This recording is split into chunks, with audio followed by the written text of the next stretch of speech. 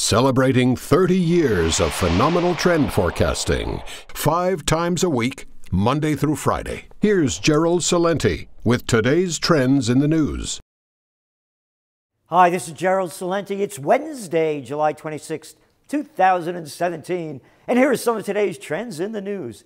It's an up day from Asia to Europe to the USA. All those equity markets are up. The Dow's up almost 100 points. NASDAQ up, new highs. Hey, going into 9 months of the Trump rally, and we called it. And you know, I did a 180, reversed our forecasts, said this thing's moving forward. Not only on Trump, but where the economy's going, because the Fed met today. That's right. And you know why the markets went up? Well, earnings are strong, keep going up, but here's the reason, folks. Fed leaves rates unchanged. That's right, left them rates unchanged. So those Ponzi scheme players could keep doing those mergers and acquisitions, those stock buybacks, and drive up the markets with all this cheap money. When interest rates go too high, the market goes down. It's only being inflated with cheap dough. So, with that cheap dough in mind, the market went up. And again, valuations they're not bad. Here we go. Earnings season has been strong. 34% of the S&P 500 components having reported as of Wednesday morning, 78% have beaten expectations on the bottom line, and 73% have topped on sales, according to data from the Earnings Scout. And in economic news, mortgage applications just went up a little bit, 0.4%, when adjusted compared to the previous week, and new home sales rose only 0.8% in June. Meanwhile, gold prices, according to CNBC, gold inches up as Fed leaves rates unchanged. Inches up? It went up over 10 bucks. But maybe that's an inch for them, because the markets, the equity guys, don't like talking up gold because it runs counter to the Ponzi schemes that keep pushing up the markets. Oil went up on the news that stockpiles went down further than expected. And over there in Nigeria, they were pumping more oil, but another blow up of another line. So more production decreased over there. And Saudi Arabia said it's going to limit oil exports by 1 million barrels a day. And remember, Saudi Arabia needs oil at $100 a barrel for its budget to break even. And crude is half that right now.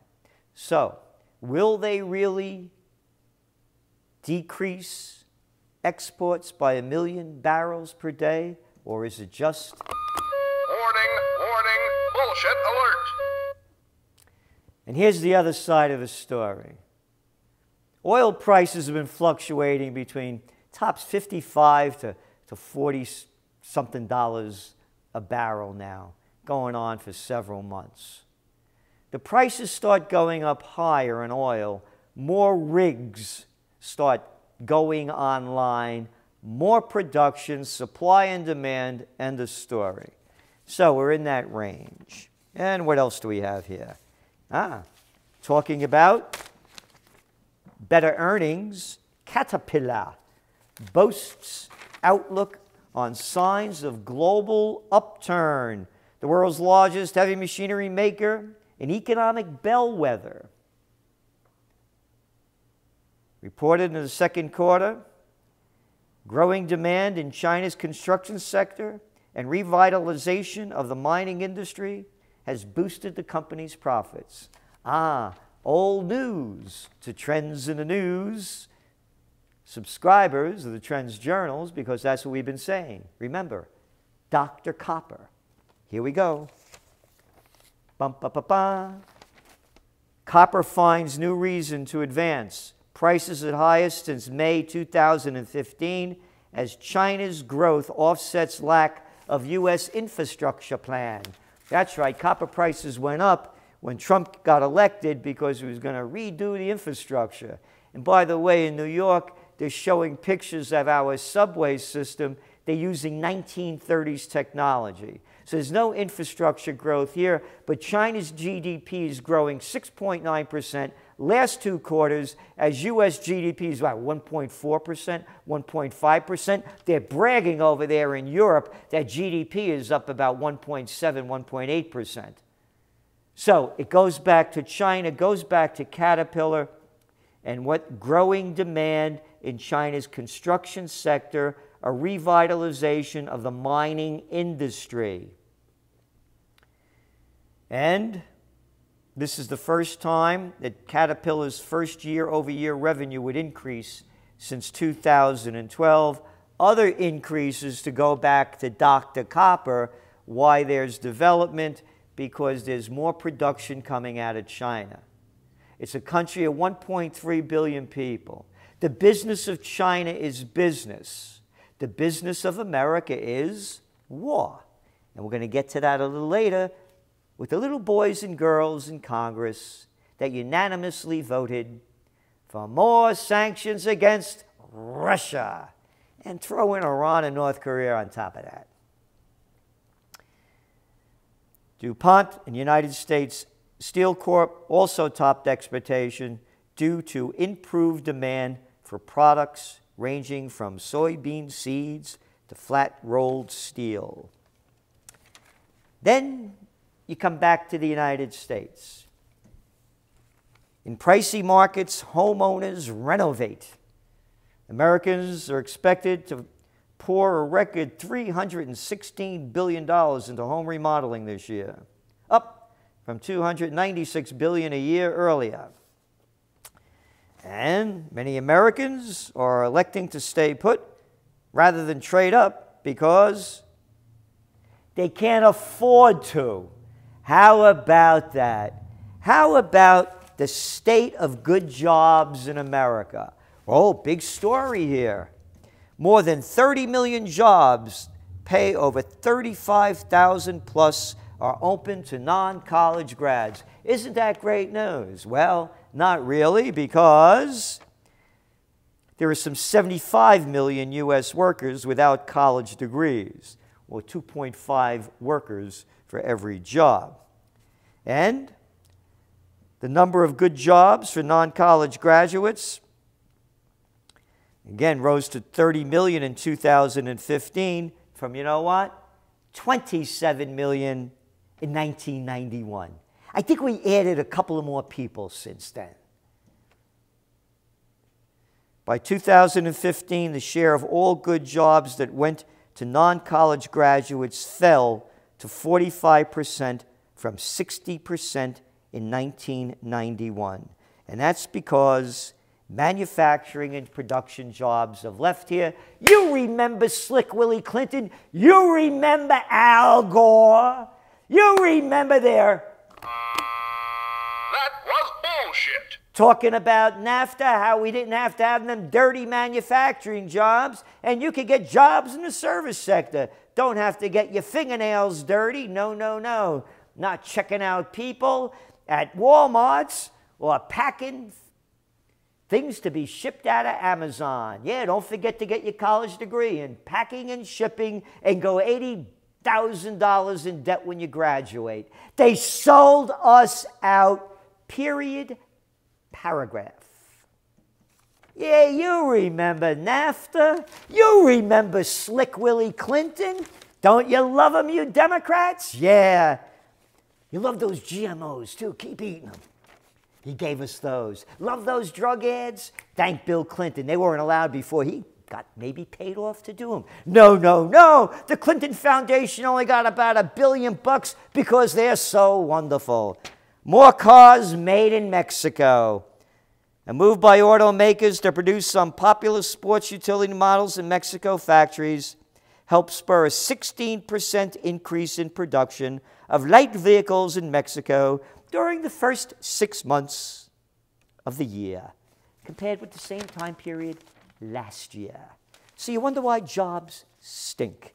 You wonder why people can't buy homes. And remember, when they raise interest rates, zoop, this thing goes down. And you don't believe me? Well, how about this for another fact, folks? Isn't that nice? Obama's not around here to call us folks anymore. Oh, yeah, he folked us on this one, too. Hey, check this out. All you little liberals that love your Obama, wish he was there. Yep, as he robs more and more of our rights from us. New declassified memo details extent of improper Obama-era NSA spying. The National Security Agency and FBI violated civil liberty protections during the Obama years by improperly searching and disseminating raw intelligence of Americans or failing to properly delete unauthorized intercepts, according to newly declassified memos that provide some of the richest details to date on the spy agency's abilities to obey their own rules. That's right, they is better than us. So going back to the economy, left off at Bill Clinton and how he sold those jobs out, people can't buy homes, and when interest rates go up, this thing goes down. Here we go. In the commercial sector, overall U.S. sales volume continues to lag behind last year, where they're seeing buildings, stores, warehouses, and other consumer real estate changed hands down 9% from the same period in 2016. Declines were especially sharp in major markets.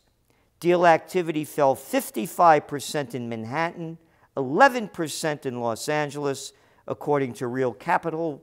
Volume, meanwhile, increased 19% in Dallas and 18% in Atlanta.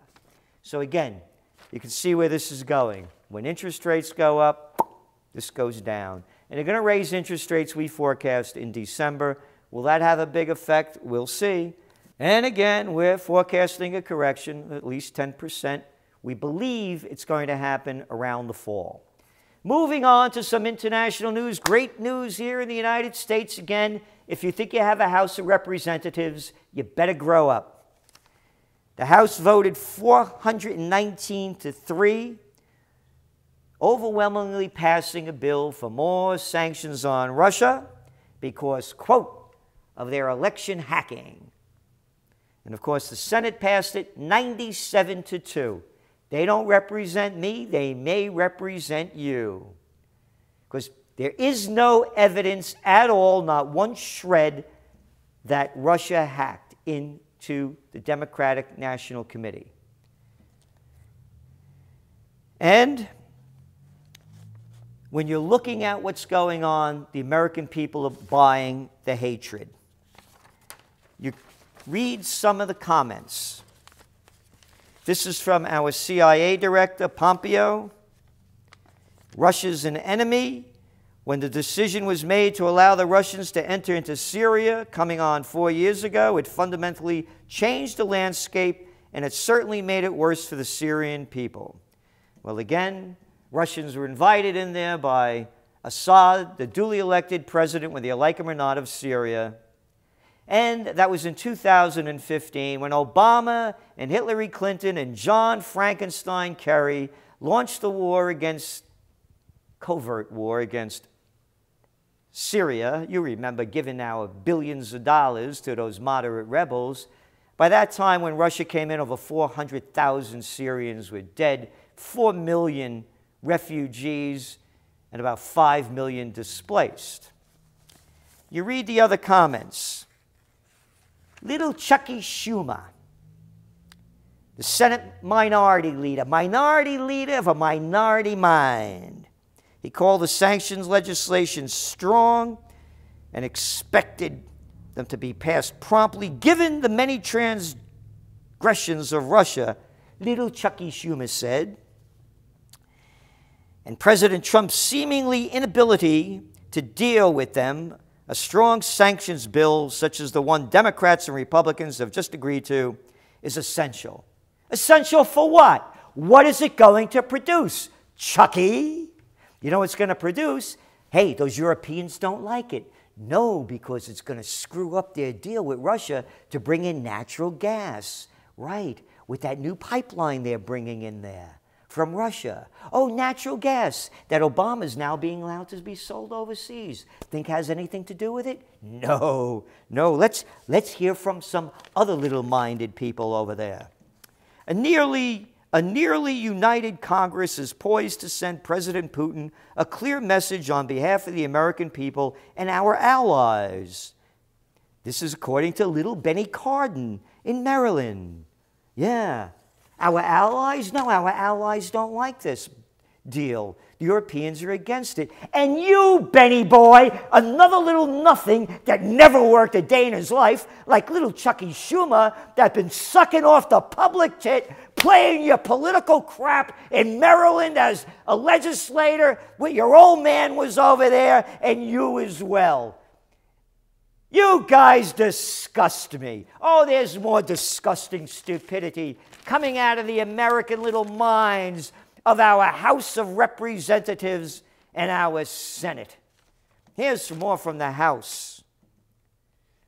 Left unchecked, Russia is sure to continue its aggression, said Representative Ed Royce, a Republican of California, the chairman of the House Foreign Affairs Committee. Foreign affairs, man, it's foreign that you got a brain.